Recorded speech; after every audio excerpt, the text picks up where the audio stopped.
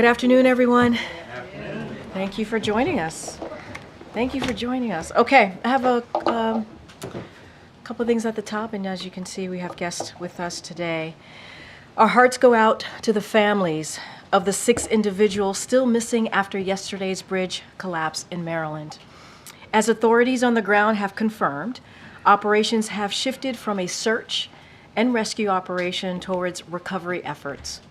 Secretary Buttigieg and Coast Guard Vice Admiral Peter Gauthier just came from the Oval Office, where they spoke with the president about the situation on the ground. After he was briefed on the collapse, President Biden immediately instructed his team to move heaven and earth to aid in the emergency response and help rebuild the bridge as soon as humanly possible. Within hours of the bridge's collapse, President Biden spoke to Governor Moore, Senator Cardin, Senator Van Hollen, Congressman Mfume, as well as Baltimore's mayor and county executive. The president's message to them was clear. We will be with the people of Baltimore every step of the way. The president has remained in close contact with Secretary Buttigieg, who was in Baltimore yesterday to start the discussions about long-term rebuilding efforts and help the on-the-ground response. The president has directed a whole-of-government response. The Coast Guard has set up a unified command, and the Department of Transportation, U.S. Army Corps of Engineers, FBI, the National Transportation Safety Board, and Federal Highway Administration are all on the ground supporting state and local authorities in their recovery and rebuilding efforts. Joining us today, as you all can see behind me, to provide additional details about this administration's whole-of-government response are Transportation Secretary Pete Buttigieg and Vice Admiral Gauthier, Deputy Commandant for Operations at the Coast Guard. With that, I will turn it over to Secretary Buttigieg, followed by the Vice Admiral. Secretary? Thank you very much, Karine. I want to start by thanking the Vice Admiral and the whole Coast Guard for their extraordinary partnership and recognizing the leadership of President Biden, who from the very beginning has been acting to make sure that we have a whole-of-government response to support the people of Baltimore. Yesterday, America awoke to shocking images of the Francis Scott Key Bridge collapsing after it was struck by a Neo-Panamax container vessel. And by the time most Americans saw those images, first responders and rescuers had already been at work for hours to save lives. That quick work unquestionably made an enormous difference, and they have our gratitude. In fact, if not for several factors, including those responders' efforts, the Mayday call, the maintenance closure that was already underway, and the time of day of this impact, the loss of life might have been in the dozens. But tragically, 6 people did lose their lives, and a 7th was badly injured. These were workers who went out to work on a night shift, repairing the road surface while most of us slept. Work is undergoing to recover their remains, and our thoughts and prayers are with their loved ones whose lives are never going to be the same. Even as those families come to terms with this grief, and even as those recovery operations continue, work is underway to investigate what happened and to restore the key transportation resources that were impacted. When it comes to the investigative work led by the NTSB and supported by the Coast Guard, I will respect their independence and not comment on that work, but I do appreciate being able to engage with NTSB, Coast Guard, and other personnel yesterday at the site. I also spent time with Governor Moore, and I want to express my appreciation for his leadership. The governor has responded to this unthinkable event with focus and compassion, and we're going to be working closely with him and with his state's DOT to support Maryland in their work to rebuild the bridge and reopen the port. I also want to thank Mayor Scott, County Executive Olszewski for their work and their team's work ensuring all resources are brought to bear in that response. While the investigation and the response continue, President Biden has made clear that this whole administration will be providing support in every respect for the recovery and the rebuilding process. From a Department of Transportation perspective, that really comes down to 4 major focus areas. Reopen the port, deal with the supply chain implications until the port does reopen, rebuild the bridge, and deal with the surface transportation implications until the bridge is rebuilt. Each of those is a distinct line of effort, and we're already taking steps toward each goal. With regard to the port, again, the Coast Guard, in coordination with the Army Corps of Engineers, will lead on the channel cleanup and the reopening so that that port can get back to full operation. We are concerned about the local economic impact, with some 8,000 jobs directly associated with port activities. And we are concerned about implications that will ripple out beyond the immediate region because of because of the port's role in our supply chains. This is an important port for both imports and exports, and it's America's largest vehicle handling port, which is important not only for car imports and exports, but also for farm equipment. No matter how quickly the channel can be reopened, we know that it can't happen overnight, and so we're going to have to manage the impacts in the meantime. We're working to mitigate some of those impacts, including using tools that didn't exist just a few years ago. Following the disruptions to supply chains from the COVID pandemic, President Biden's infrastructure package included the establishment of a new freight office within our department to help coordinate goods movement in ways that were not possible before. To be clear, ocean shipping is not centrally controlled the way you might expect with, for example, air traffic control. So having these tools allows us to create coordination that just didn't exist before.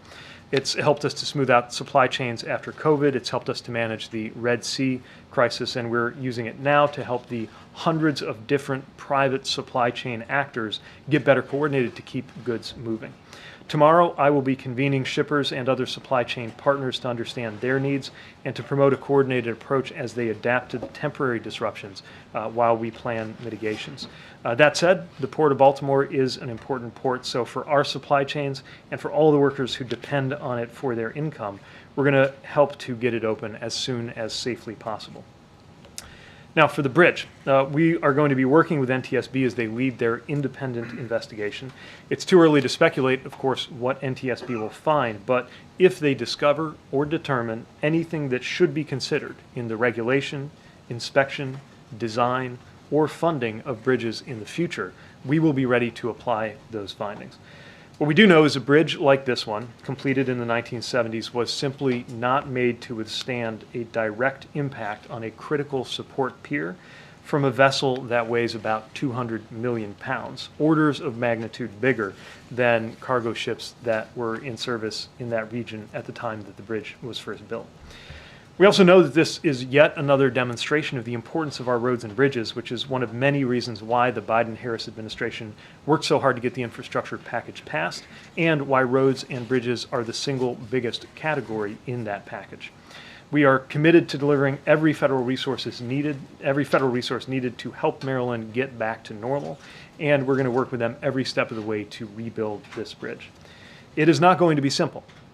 When we helped Pennsylvania and California swiftly reopen I-95 and I-10 respectively, there was terrific work there, but that was addressing comparatively short spans of bridges over land relative to this span over water. And of course, in the Baltimore case, we still don't fully know the condition of the portions of the bridge that are still standing or of infrastructure that is below the surface of the water. So rebuilding will not be quick or easy or cheap, but we will get it done.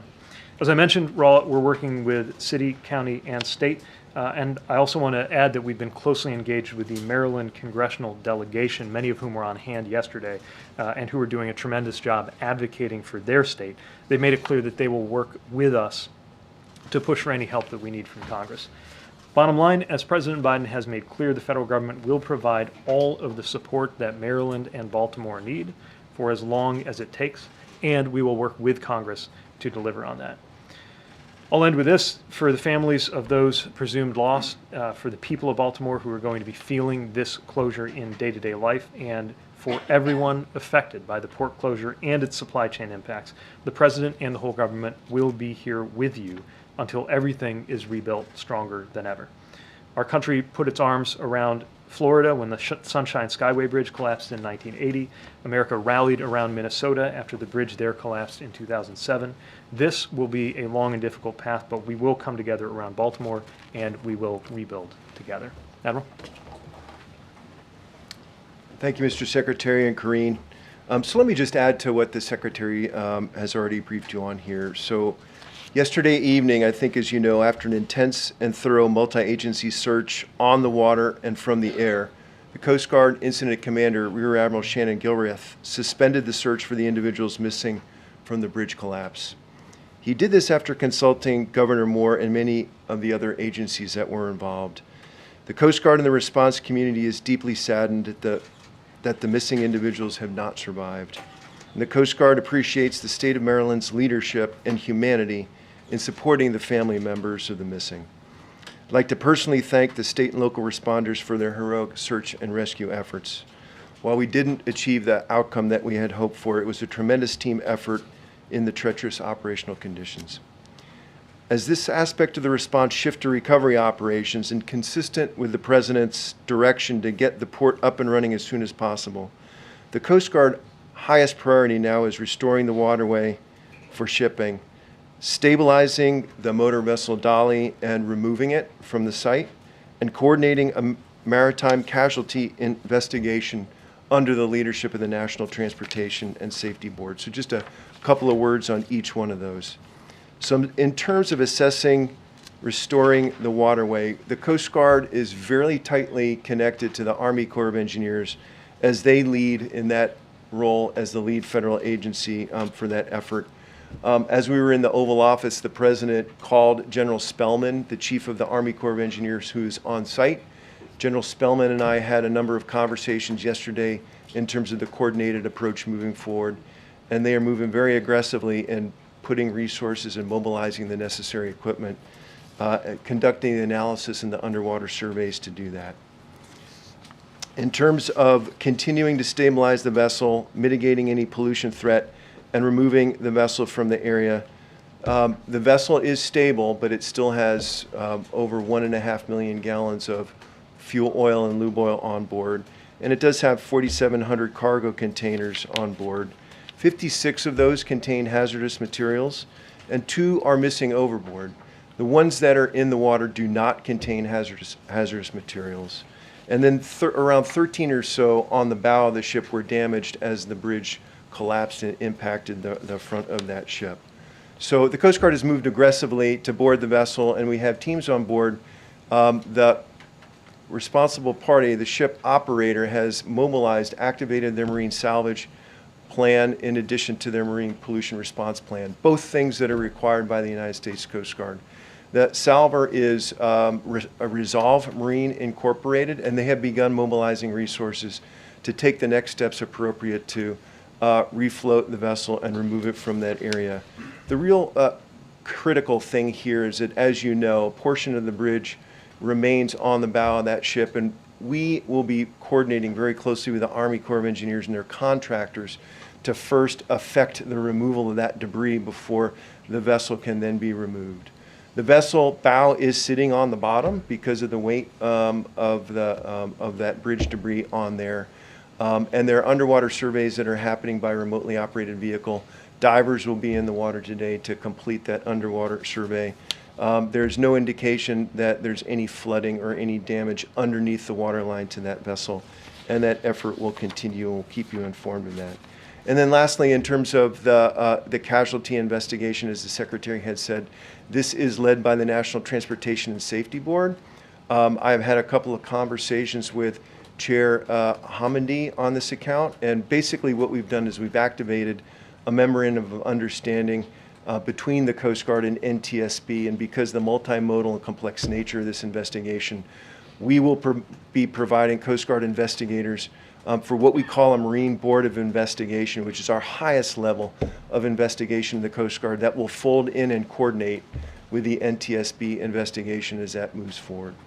I think the Secretary closed with some top-line messages, and for us, I can tell you that our unified command, which is essentially a term that we use in the United States for how we mobilize against crises with all the appropriate federal, state, local agencies and other stakeholders. We have a tremendous amount of talent on there, and a lot of resourcing, and given the magnitude and importance of this response, it's going to be very, very aggressive moving forward, and we'll keep you informed of that. Thank you.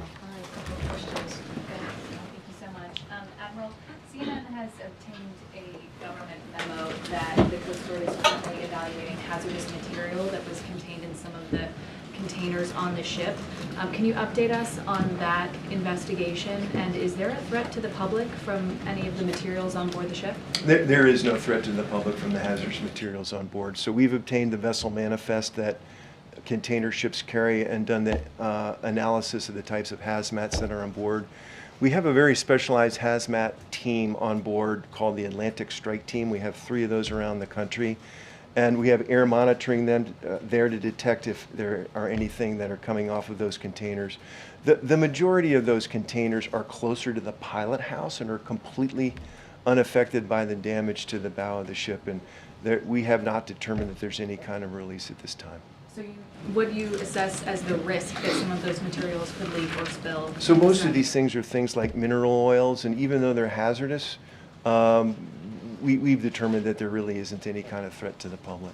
And Secretary Buttigieg, for you, President Biden has said the federal government should front the full cost of reconstructing the bridge. What do the early estimates say that cost will be, and how quickly can you get that money? We don't have dollar estimates yet, but we actually have provisions that allow us to begin releasing funding even while that is being determined.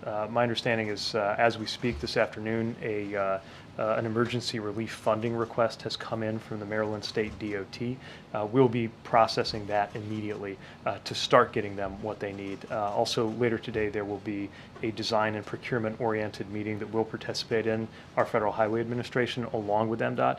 Again, obviously it's early days, but now is the time to begin scoping that out so that they can get to work. Thank you. Related to that, Mr. Secretary, how much existing money is there now within DOT coffers to handle requests such as the one from MDOT? Do you have funding through the Federal Highway Administration, through the infrastructure law, or when do you anticipate having to go to Congress for potentially a supplemental request on the bridge costs? So the infrastructure law did authorize funding into the emergency relief account, which is the mechanism that is most likely to come into play here. Last I checked, there was about $950 million available, but also a long line of needs and projects behind that. So it is certainly possible, I would go so far as to say likely, that we may be turning to Congress in order to help top up those funds, but that shouldn't be a barrier to the immediate next few days beginning to get the ball rolling. What would be the time frame of sending that sub request? I think it's too soon to know the mechanics of that. And for the Vice Admiral, can you discuss broadly just the safety of maritime shipping in general, and kind of the strength of the regulations that govern it, and particularly the inherent international nature of the maritime business could potentially create issues, especially if you have ships based in different countries with potentially weaker regulations. Can you speak to those broader issues? Yeah, absolutely. So despite what happened 36 hours ago in Baltimore, the maritime mode of transportation, merchant shipping, is an incredibly safe mode of transportation, not just here in the United States, but worldwide. While we do have a regime of regulations that are just comprehensive in terms of the vessel conditions, the cargo that they carry and how they do that, the qualifications and certifications from the mariners who operate these ships, those are actually networked with a global set of regulations that we negotiate and uphold through the International Maritime Organization in London. So this ship was flagged by Singapore. That was the flag state administration, and I spoke with the administration in Singapore just a few hours ago. They'll be participating in the investigation. We do something called flag state examinations to ensure that even though these are not U.S. flag vessels coming in, we do an inspection to assure that they meet the high international and domestic standards that we demand. Secretary Buttigieg, I know that you said the rebuilding efforts are just beginning, but when it comes to the actual port, can you give us a sense of what the timeline would be for reopening? Is it days? Is it weeks? Is it months? And same for the bridge. Are we talking about weeks, months? Are we talking about years?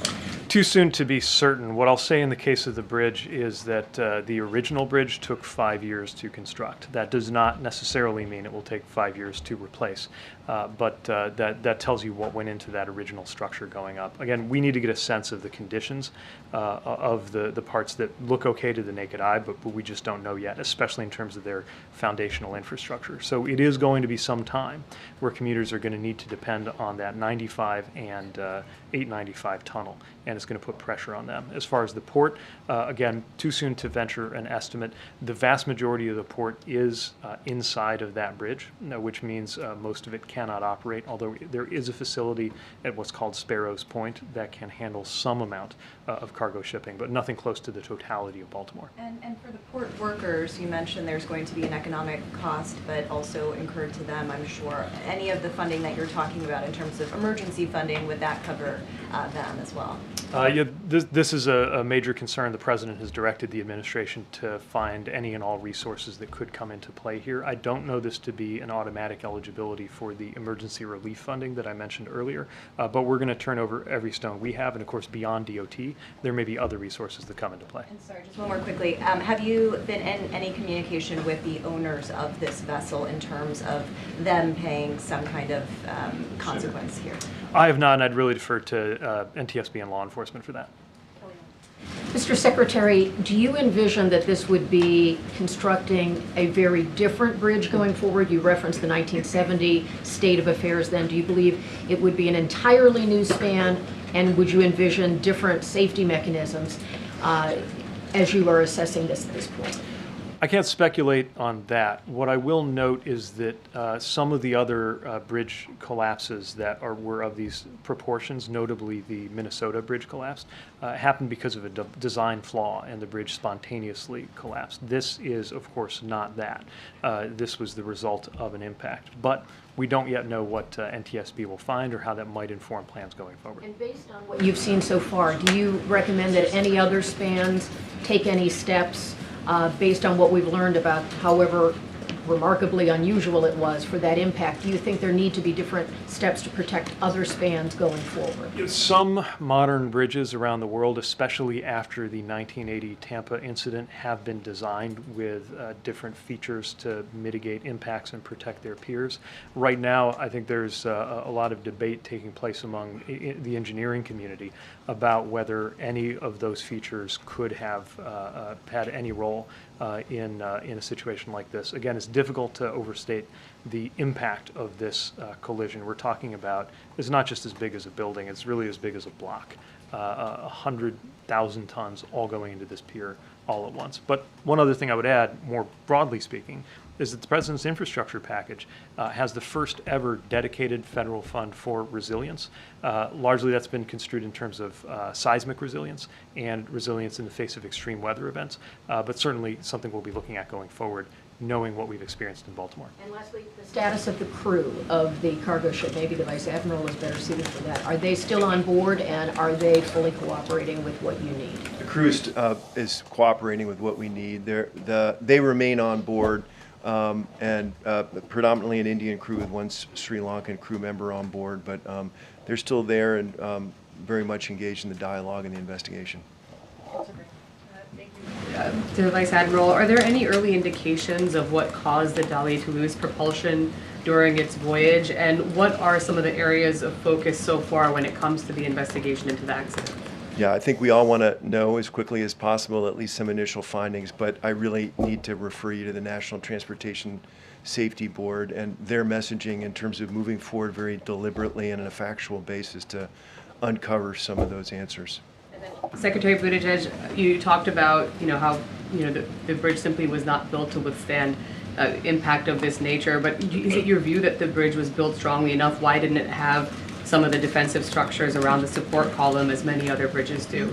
Again, I don't want to get ahead of any investigation either. I will say that part of what's being debated is whether any design feature now known would have made a difference in this case. We'll get more information on that as the investigation proceeds. Thank you. Secretary Buttigieg, you've been talking about the president vowing to pay for the cost of the bridge in full to expedite that rebuilding process, but are you going to go after the shipping company? Any private party that is found responsible and liable will be held accountable. I think our emphasis and the president's goal is to make sure that that process is not something we have to wait for in order to support Maryland with the funds that they need. And that's what these emergency relief tools can help us do. What could that accountability look like? Again, I don't want to get ahead of law enforcement, NTSB, or any of the other players here, but needless to say, there's going to be a lot of focus on that. Anybody who is responsible will need to be accountable. Rebuilding obviously won't be cheap, and you talked about possibly needing to give that supplemental request to Congress. How much money are we talking about? Just too soon to say. And just one question for the Vice Admiral. Admiral, when it comes to getting the situation cleaned up and recovery efforts, what are the biggest challenges that you're facing and the kind of equipment that you have to move in? I think the main challenge here is, as you can see by the imagery on scene, is removing those large trusses and steel members off the bow of the ship. Once that happens, we'll have the underwater survey complete in terms of how that vessel is connected to the bridge pier there. But I think once that's done, I think the salvors will be ready to do the necessary actions to refloat that vessel and remove it. On the contents of the ships, or on those 4,700 containers, besides the fuel and oil and hazardous materials, can you give us some general categories of what other goods are on board? Oh my goodness, in any given container ship, you can have a very, very wide range of packaged materials, consumer goods, and many, many other things. So it's going to be a very, very broad cross-section of cargoes. Okay. And then on the other ships that are stuck in the port, can you talk a little bit about what coordination is being done with those ships and what kind of cargo they have and where they're bound for? Yeah, absolutely. So I think we can give you some more specifics on the ships in the port, but I think roughly we've got about a dozen ships that remain in the port that are unable to get out. The majority of those are foreign flag vessels, and I think just sort of typical of what we see in the port of Baltimore in terms of dry bulk carriers, car carriers, and other things. There are a number of maritime administration ships that are there as well. And then Secretary Buttigieg, on regulations and requirements, are you discussing waiving any regulations or requirements to help speed along the reconstruction of this bridge? Too soon to say what exact administrative issues may come up, but certainly we have a clear direction from the president to tear down any barriers, bureaucratic as well as financial, that could affect the timeline of this project. Thanks, Karine. Just for the Secretary, you mentioned you were meeting with shippers and supply chain operators tomorrow, but just sort of curious about your early assessment so far. Do you expect the closure of the port to lead to a full-blown supply chain crisis, or what is your early assessment so far? Well, this is not of the proportions of, for example, LA and Long Beach when it comes to container traffic. That's one port complex or two ports that collectively represent 40% of U.S. container traffic. It's nothing like that, but it is an important port and an important system of the East Coast ports. Now, a lot of the goods that come on or off there go as part of runs where ships also visit the ports of New York and New Jersey and Virginia. And so right now, I think there are already diversions taking place to those and other East Coast ports, helping to absorb some of that need. So those are the kinds of things we're getting more information on right now, and I'm looking forward to getting a better sense tomorrow after talking to the shippers. And a quick question on sort of safety reviews. You know, obviously the ship was involved in an accident in Belgium, I believe in 2016. Is this incident going to prompt a full-scale review of vessels like this? So we've seen what's in the news in terms of that particular incident. I don't know whether that's particularly informative to this. Probably a different vessel crew, different pilots, different weather conditions, and so on and so forth. But nevertheless, the Coast Guard keeps the safety histories of all the vessels that call into U.S. ports. And so we're reviewing that in terms of the investigation. Thank you for the Vice Admiral. Can you discuss your degree of confidence in the victim numbers that we've heard so far? We have seen evidence that there's sonar that's picked up cars at the bottom of the river. Do we know that all those cars belong to the construction workers, or is there a chance that other cars may have fallen into the river? So we've heard similar reports in the news, and so basically the Coast Guard is going off of the numbers of individuals that have been provided to us by the state of Maryland, as they were the ones who were administering the bridge and had the best idea of how many individuals might have been involved. Secretary Buttigieg, you mentioned earlier that there is not an air traffic control type body for shipping. Is that an indication that you think that there should be something like that for the future?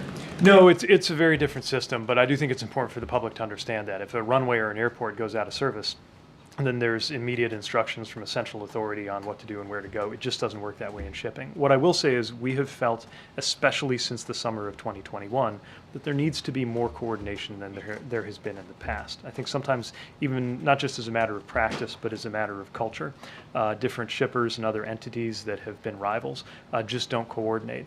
We built a program called Flow, which invites different participants, cargo owners, shippers, ports, terminal operators, and others to begin sharing data.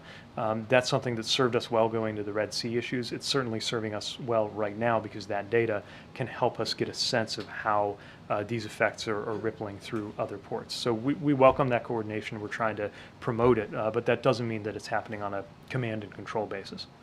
Thanks. Secretary Buttigieg, when was this bridge last inspected? Was it on a list for replacement? It's more than 50 years old. And can you give us a ballpark figure of when you'll reopen the port? You said 5 years on the outside to rebuild the bridge, but just ballpark it for me. Days, weeks, months, years to reopen the port. And finally, what's the estimated economic impact for the closure of this port and the downing of this bridge? So on the first one, I'll refer you to the state. They'll have the most up-to-date information on the bridge. They inspected what I'm asking, was it on a list of, and they noted it was 50 years old, and they also noted that it had some questionable parts to it, but was it on a list to be replaced with the infrastructure bill? It certainly was not the subject of an immediate discretionary grant to replace it or something, anything like that. We do have some work going on I-895, but to my knowledge, nothing immediate in terms of any discretionary grants going to the bridge.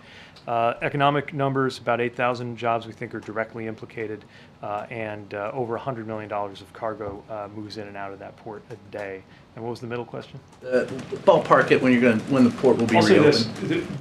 Reopening the port is a different matter from rebuilding the bridge. Yes. The port, that's just a matter of clearing the channel. Still no simple thing, but I would expect that can happen on a much quicker timeline than the full reconstruction of the bridge. So can you ballpark it just a little? As you can imagine, I'm asking our teams the same question, but I don't want to put something out just yet. Weeks, months, years? We just gotta keep going. I understand, but just give us something there. As soon as we have something, I'll tell you. Yes, go ahead, John. Thanks, Karine. Secretary Buttigieg, another supply chain issue for you has to do with the significant amount of automobiles, cars, trucks, coal, LNG that goes through the port of Baltimore. What will be the impact on the supply chain on those specific industries? Yeah, so this is one of the key ports again for vehicles, and some vehicles are actually finished at facilities that are on port grounds, so it is significant. That being said, of course, it's not the only facility that can accommodate roll-on, roll-off vehicles. You see that in Savannah, certainly in New York, New Jersey, and Virginia. The tractor equipment will be more complicated than the ordinary light-duty vehicles. These are exactly the kinds of information that we're going to be seeking over the coming days, including at tomorrow's convening.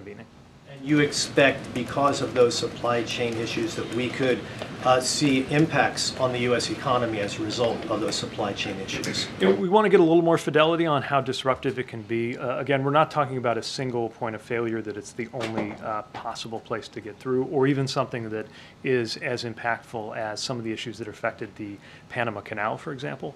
This does not automatically mean that a trip to the East Coast has to be substituted with a trip to the West Coast, which would be much more of a cost impact. It can probably be accommodated up and down the East Coast, but the effect clearly will not be trivial.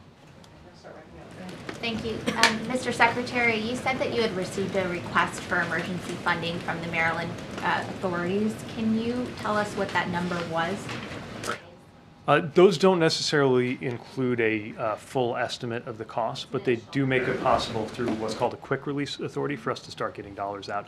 I was just notified that this is coming in as I was stepping out here, so I don't have more details than that right now.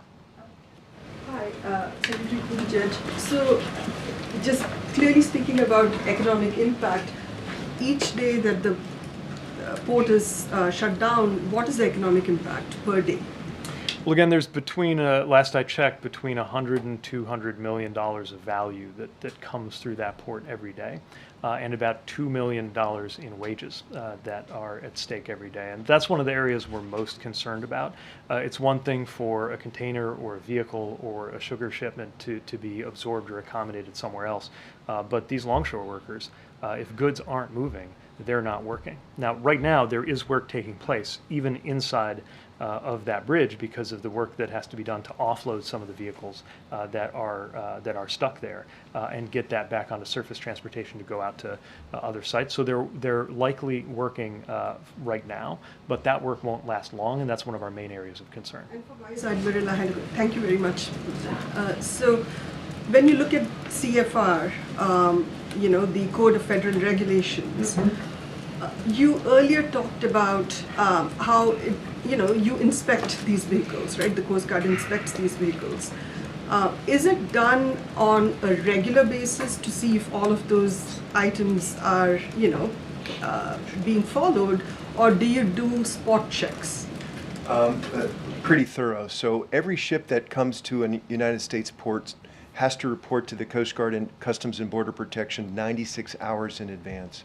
What we do then is look at cargo, look at the vessel history, look at the individuals on board, and we'll put them through a risk matrix to determine, based on their past history and another set of factors, on whether we should board and inspect or not. But it's a pretty thorough process. Vice Admiral and Mr. Secretary, when does cleanup begin? Because we're hearing after the first stage of rescue and recovery, cleanup begins. And the question is, once cleanup starts, will there be at least one channel to come through because of the importance and the uniqueness of this port, not just for Baltimore, but for the country, to include the Midwest with the farming equipment that goes on the CSX line that's right there?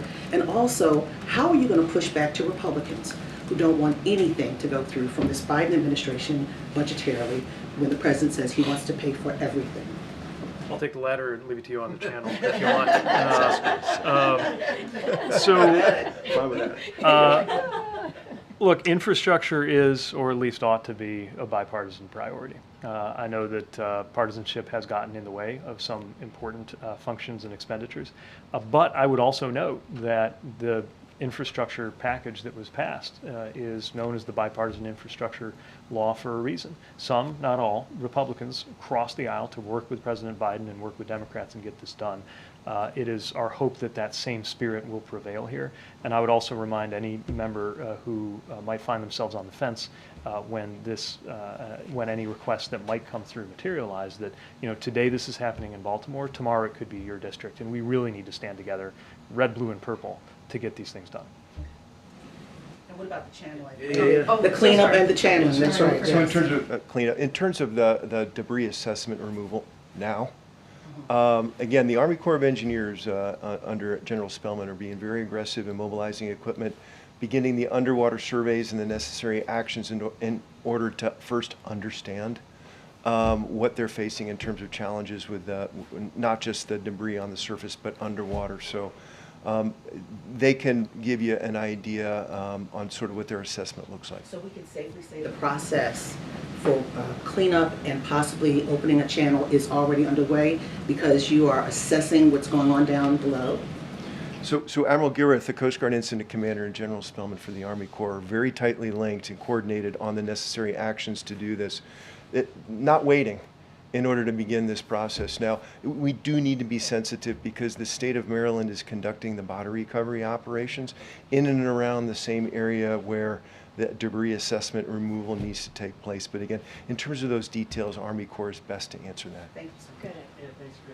Mr. Secretary or Vice Admiral, what kind of changes could this lead to the operations at the ports? Like, could we see tug escorts going through for bridges like this? And would that make a difference in this? For us, again, I think it's too soon to speculate whether any design feature or other practice would have made a difference, but that's the kind of thing that NTSB does, and they do it well. At the end of their investigation, they issue recommendations which often become part of policy, design, or even technology for the future, and it's part of why we'll be very interested in their work. Thanks, Karine. Mr. Secretary, can you tell us if you are seeing any impact on inflation? And you said that the bridge was not made to withstand such an impact, but should it be reinforced during the past decades?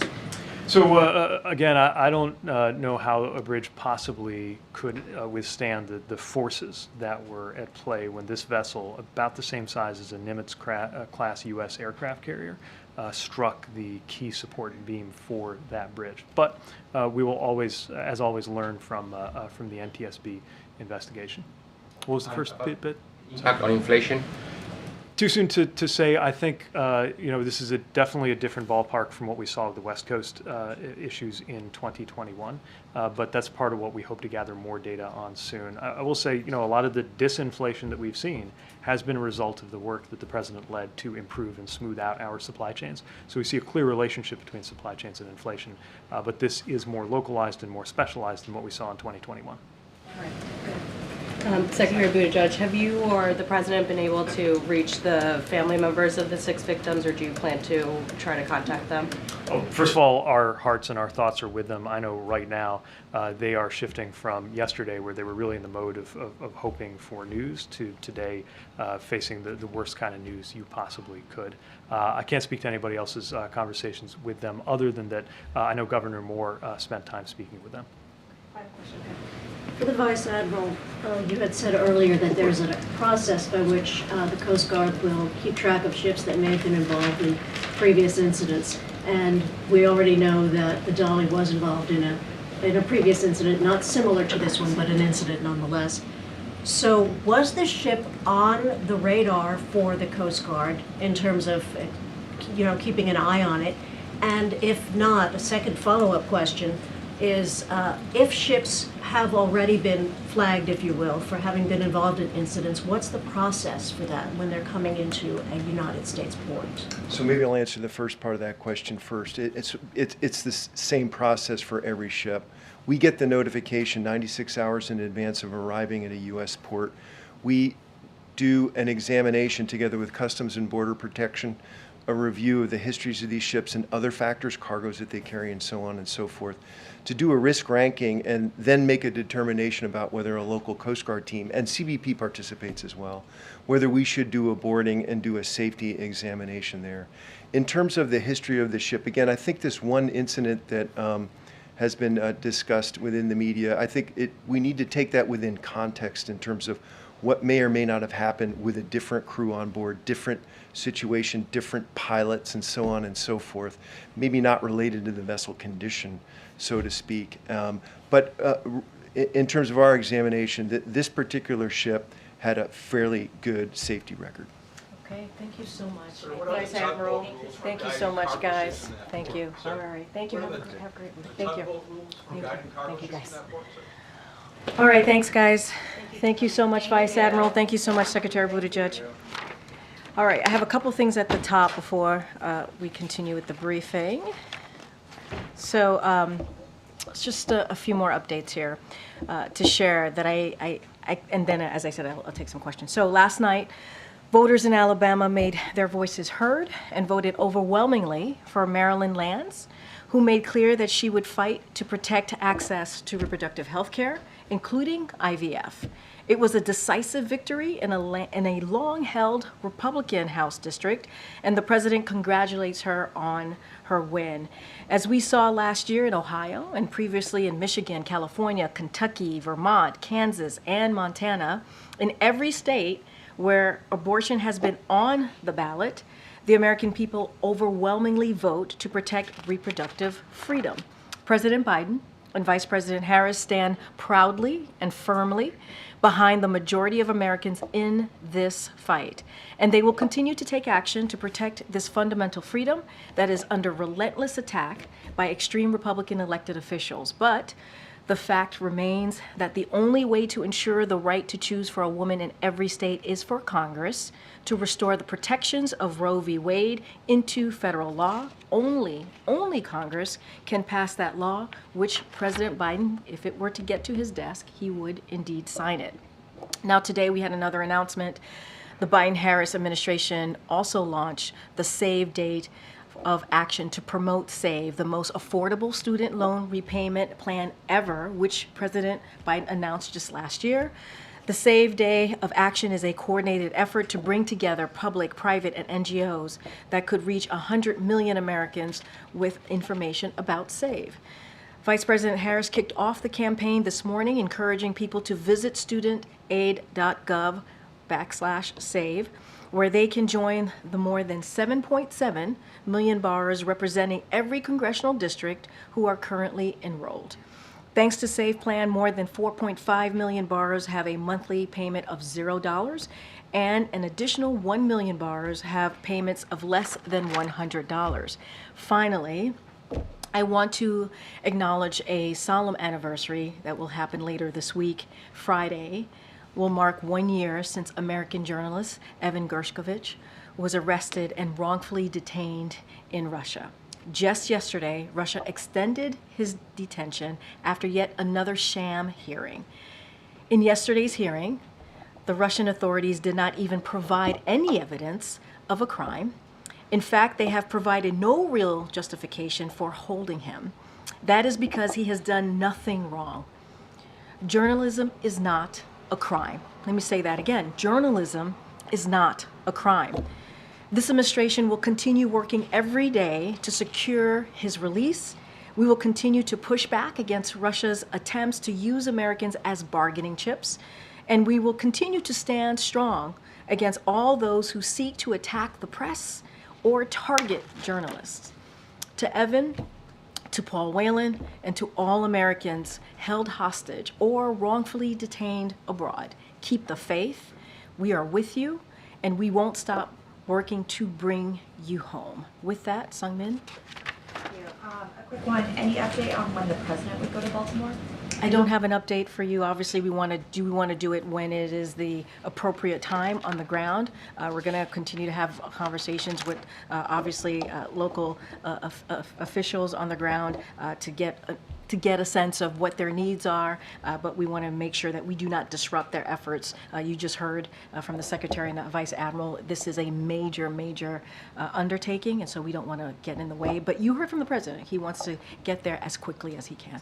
And one on Israel. Our understanding is that talks are restarting between the U.S. and Israel about rescheduling that meeting that was supposed to be held this week on Rafah. So what is the U.S.'s understanding of why Prime Minister Netanyahu is having this apparent change of heart? Did the meetings with Defense Minister Gallup go particularly well this week and came to that conclusion? So obviously I'm going to let the Prime Minister speak for himself on that first part of the question. What I can say on Israel more broadly, as you asked me about meetings that were held here, they were constructive discussions with Israel's Defense Minister over the last 2 days. Rafah was one of the many topics discussed with Jake Sullivan, Tony Blinken, Lloyd Austin, and Bill Burns. The Prime Minister's office has agreed to reschedule the meeting dedicated to Rafah. So we're now working with them to find a convenient date that's obviously going to work for both sides. But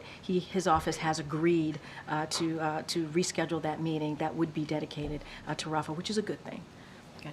Thanks, Karine. And actually on that note, we had received a statement from the Prime Minister's office saying that Netanyahu did not approve the departure of the delegation to Washington, so disputing that they've agreed to the rescheduling. Could you just talk about what might be going on? So look, I would say that as we are working to set a date, the Prime Minister's office agreed to reschedule this meeting. You saw that the Israel Defense Minister was here for 2 days, extended a day, and added another day to meet with Jake Sullivan, Tony Blinken, Lloyd Austin, and Bill Burns. So that is the conversation that we're having. We are working to convene that meeting, an important meeting on Rafah, and when we have a date, certainly we'll share that with you. That is what we know from our side. And what is the message that Defense Secretary Austin had to Gallant about the alternatives in Rafah? I'm just not going to get into specifics of those conversations. Obviously, as I just stated, Rafah, the operations, the military operations more broadly,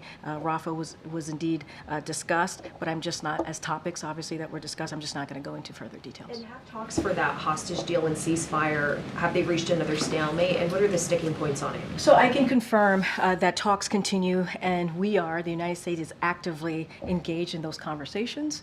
We remain hopeful that we can broker a deal to secure the release of hostages and establish a temporary ceasefire. This is something that we've been asking for some time. A ceasefire and this hostage deal obviously would allow us to bring home some hostages to their family, to their loved ones, and they include American hostages as well. And as well, bring into Gaza that all-important humanitarian aid that is needed in Gaza on the ground. I don't have anything beyond that, but we can confirm that we continue to have this incredibly important conversation on getting that hostage deal, which would lead to a ceasefire.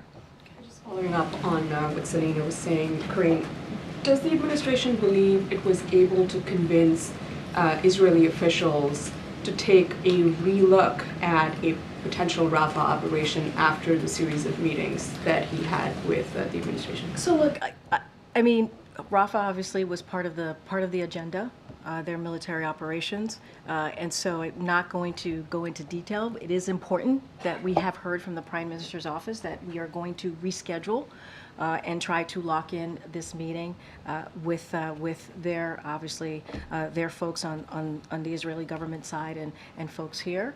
And so I think that's important. I'm not going to get into that. They, I would say they discussed how best to ensure Hamas lasting defeat in Gaza and the need to protect civilians. So, of course, that was part of the conversation, but I'm not going to provide any more details beyond that. Is the president thinking about reconsidering sending arms to Israel, given, the unfolding situation and the unfolding humanitarian situation in Gaza? There's nothing new there. That is not under consideration. As you know, we have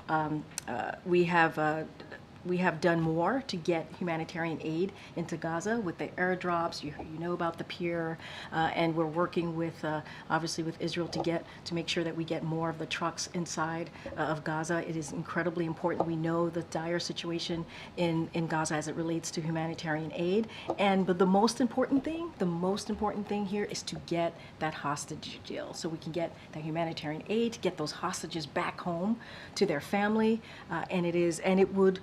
We believe would lead to a ceasefire, obviously, and so that is what we're working towards. We've got to get that hostage deal done, and we are actively continuing those talks. Restricting weapons to Israel should also be a top consideration. I'm not going to get into hypotheticals, into conditions from here. We've been very clear where we stand, and we'll continue to do so. We want to get that hostage deal done.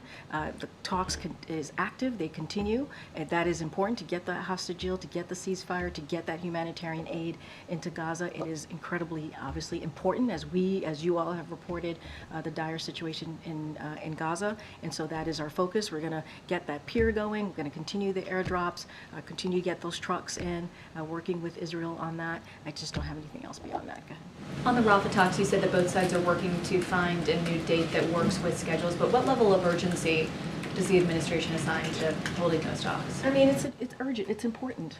We've said that. The president has said that. The National Security Advisor was here at this podium saying those very words, the importance of making sure that there is a plan and that we protect civilians. You've heard us say there's more than 1 million Palestinian civilians in Rafah. About 1.5. We have to make sure that they are protected. But at the same time, we want to make sure that Israel also makes sure that Hamas is no longer operating, right? And so that is important as well. But these talks will get us into a place where there is a plan, that we hear their side, they hear our side.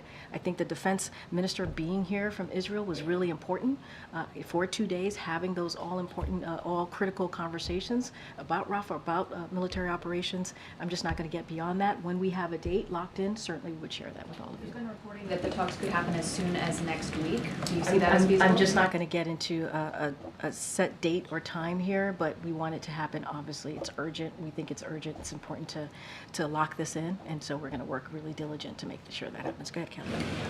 Tomorrow the president will be in New York, and he is going to be with 2 former presidents. I'm not asking about the campaign piece of that. Could you speak to the historical significance or the stature of the moment to have 3 presidents together? And while he is in New York, you, I'm sure, have seen reports there was a New York City police officer who died in the line of duty. Any plan to acknowledge that officer? So two-part question, but first about the historical significance of the president's being So let me, and I'm going to be really mindful, and I have to say this, there's a Hatch Act, I am a federal employee, I'm not going to follow the law and not comment on 2024 campaign, but I'll say a couple of things at the top, that President Obama and President Clinton strongly support President Biden's leadership and obviously his agenda. All three have agree overwhelmingly on the issues that this president has been fighting for the past 3 years, including an economy that works for all, leaves no one behind, that is economy that's built from the bottom up, middle out, making sure that we protect our critical freedoms. That is something that they all three agree on, freedom to choose, or protecting our democracy. And so they are, of course, there are, of course, many conservative leaders in the country who oppose the dark vision put forward by extreme Republican officials that would drag us into the past, would trickle down tax giveaways to the rich, cuts Medicare and Social Security, radical abortion bans and attacks on the rule of law. That is not these three presidents. So we understand the importance of the three of them being together. Obviously, this is going to be an important event. I want to be really careful and not speak to a campaign event. Obviously, the campaign could speak more specifically to the broader significance of them being there. But look, these are presidents, two former presidents, the current president, that believe in what we're trying to do in the Biden-Harris administration, trying to move this country forward, trying to make sure we're protecting our democracy, protecting our freedom, building an economy that leaves no one behind. And I think that's what the most important here as it relates to the death of the officer. Look, our hearts go out to this officer who tragically lost his life in the line of duty. We're also praying for his family during this difficult time, who now has an empty seat at their dinner table. President Biden is deeply grateful for the sacrifices police officers make to keep our community safe. This shooting is yet another painful reminder of the toll of gun violence, that what it's doing to inflict on families in our communities, in our nation. And that's why the president signed more than 24 executive actions. That's why we're able to pass a bipartisan agreement to deal with the gun violence that we're seeing in this country. Obviously, more work needs to be done. We need Congress to continue to act on making sure that our communities are safe. Again, our hearts go out to this officer and his family. It's a difficult time for them. Go ahead, Sabrina. Thank you. Do you have any comment on the decision by a federal appeals court today to continue blocking Texas's migrant deportation law, SB4? So a couple of things on that. Obviously, I want to first take a step back and just remind us how we got here. We have said from the beginning that SB4 is an extreme unconstitutional law that will burden law enforcement and make communities less safe. We disagreed with the Supreme Court order yesterday letting the law go into effect, and we welcome the Fifth Circuit and their decision overnight pausing the implementation of it. Ultimately, we need real solutions, right? We need that decision, that negotiation proposal that came out of the Senate in a bipartisan fashion. We need that to move. We need it to move out of the Senate. We need it to move out of the House and to get to the desk of this president. And we believe that that bipartisan border security agreement would not only be the toughest, but it'd be the fairest. And it took us a couple of months to work on it. It got support from the Border Patrol Union. It got support from the U.S. Chamber of Commerce, something that you don't see nowadays. And so we are going to continue to encourage Congress to move forward. As we know, the former president, President Trump, told Republicans on the Hill to not move forward with it, to reject it, because it would help us, it would help Joe Biden, and it would hurt him. And that's not who we should be as a country. We should be where majority of Americans are. They want us to deal with what's happening at the border, and they want us to fix this immigration system. All right, I'm gonna go ahead, Ariel. I haven't spoken. Thank you. On airdrops and humanitarian aid, 18 people died in Gaza on Monday during an airdrop. 12 of them drowned trying to fish out food from the water. So Does the administration intend to continue with these operations? And if so, is there a way to make them safer, or should we just expect to see more people dying like that? So we express our condolences to the families of those who died, who were while trying to retrieve desperately needed humanitarian aid. We understand what's going on the ground. We know that the humanitarian situation on the ground, as I've stated many times already, just in the past couple of minutes, is dire. And so, which is why we're working around the clock to increase the flow of humanitarian assistance going into Gaza. So we're going to continue to do that. Look, this is, again, why that hostage deal is so important, why we're going to do everything we can, working around the clock to get that hostage deal done, because, yes, it's about getting the hostages home to their families and their loved one, which is critical and important. Let's not forget there are American hostages as well included. And to get that humanitarian aid, to lead to a ceasefire, but also get to that all-needed humanitarian aid. Our hearts go out and our condolences go out to the families. It is a devastating situation. We have to make sure that we continue to get that humanitarian aid into Gaza. Go ahead, Jackie. Great. On the delegation issue, I heard the messaging from the administration earlier this week explaining, that the U.S. abstaining from that UN vote and allowing it to go through didn't really matter because it was a non-binding resolution. But if it doesn't really matter, why not vote no again and avoid this whole fallout with Israel, because it obviously mattered to them. And so I guess where I'm coming from is, how did we get here? What caused this? And is it politics? So look, the principles of the deal were there, right? It talked about a ceasefire. It talked about hostages, which we believe the principles were there. But we believe the only path forward to a ceasefire is to negotiate a hostage deal, a hostage release as well, right? We believe those two things are both important, and to do that together. And so this vote didn't do that, though. It didn't condition them. Well, that's not how we saw it. Right? And so we have long said a ceasefire will not be achieved in the Security Council, but through diplomacy on the ground. That's what we have said. We have to see that diplomacy on the ground. And so the resolution, as I've stated, as you just stated in your question, is non-binding and does not create new obligations under the international law, such as what the Council does when it imposes obligatory sanctions. But nevertheless, that shouldn't matter. Even though the resolution lacks the binding provision, all Security Council resolutions carry great weight and should be implemented. In this case, however, it is irrelevant whether the resolution imposes any new legal objections, as the text demands exactly what the United States has long been pushing. We want both a hostage deal and a ceasefire, making sure that humanitarian aid gets in, and that's what we want to see. That's why we believe the principles were right, but we didn't feel like it did exactly where we stand on our policy. It wasn't nothing. The U.S. has blocked previous votes from going through that looked exactly like this. So what caused the shift, and what is the president's reason for allowing this to go through? It is a change. No, it is not. It is not a policy change. We've been very clear. We disagree. We've been very clear that in order to get a hostage deal that would lead to a ceasefire, we also got to get that humanitarian aid. We believe it is all connected in that way.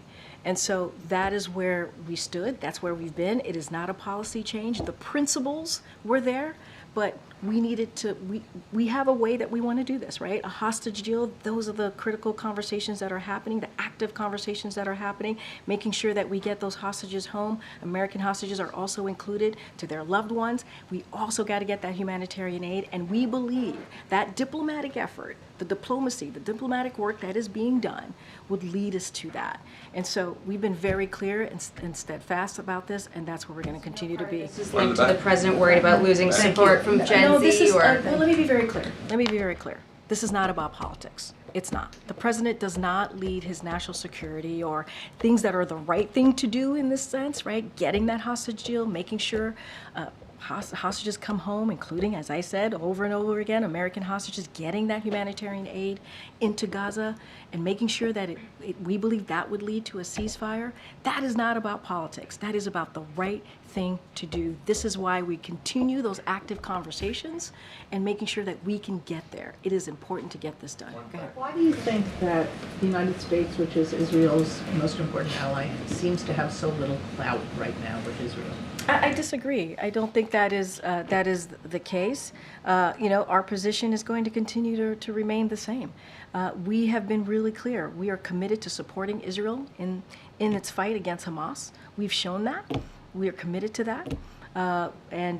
We've said, Hamas has said that they're going to repeat, they've said this, they're going to repeat October 7th again and again until Israel is annihilated.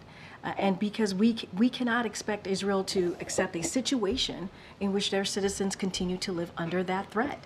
At the same time, it's critical that Israel do everything possible to protect civilian casualties and conduct operations. Look, we are having those diplomatic conversations. You just heard me lay out how the Israel defense minister was here. He stayed for 2 days. He met with Jake Sullivan. He met with Lloyd Austin. Those are high level conversations, and that is important. And the Prime Minister's office said that they want to reschedule this meeting so that we can talk about the Rafah operations. We welcome that, and we're going to work with their teams to make sure that happens. You have made it clear that you think a land invasion of Rafah is a mistake. Netanyahu has made it clear that he's going to go ahead and do it anyway. So I'm just wondering. But wait, they have agreed to come and have a discussion about that. That's important too. We can't miss that. We can't miss the fact that there's an agreement to have a meeting here to talk about the Rafah operations. That is what we're going to do. The Israel defense minister was here for 2 days. For 2 days, that was on the table. Was part of Rafah operations. Was certainly Rafah was certainly one of the agenda items. That's important. So conversations are happening. We're going to set this date in the upcoming days to have this meeting about the Rafah operations. We're going to share our side. They're going to share their side. And that's what you do. That's what diplomacy is about. And I think that's also really important. I know I have to wrap. This has been a very long brief. Is the president concerned about the college Go ahead. I haven't called you. financial Go aid delays? ahead. Thanks, Karine. Has the president spoken with or plan to speak with those that were rescued from the bridge collapse or to the families of those who were lost? I know Secretary Buttigieg was just asked that question. I think it might have been one of the last questions he got before leaving here. Obviously, as I started off this briefing, our hearts go out to the families of those six people and who are now missing, and I can't imagine how hard it is for them right now. And so I don't have anything to read out to you about a president conversation or a call, but we're thinking of them, and this is a president that has always said he will be there for that family. I just don't have anything else to share. And the Republican National Committee has been asking those seeking employment within the organization if they believe the 2020 election was stolen, serving as an apparent litmus test for hiring. Do you have any comment about this kind of prerequisite? Yeah, I mean, I want to say a couple of things. I want to be mindful not to comment on 2024, but I'll say more broadly, this is a president that believes in the rule of law, believes that the need to respect the officers who put their lives at risk on that day and to keep everyone safe. We saw what happened on January 6th. Some of you covered that. Our democracy was under attack. We lost lives. And it is what we saw was because of the dangerous conspiracy theories. There were people, 2,000 folks, right, 2,000 people who were mobsters, who were mobs, and they were there because they didn't believe in a free and fair election. And that's why they were there. The Trump administration itself certified that the 2020 election was the most secure in our history. But yet, this is what we saw. And so we're going to continue to stand with law enforcement. We're going to continue to fight for our democracy. And I'm going to be very careful not to speak beyond that, what the RNC decides to do. All right, everybody. Thank you so much. About the ongoing college financial aid delays?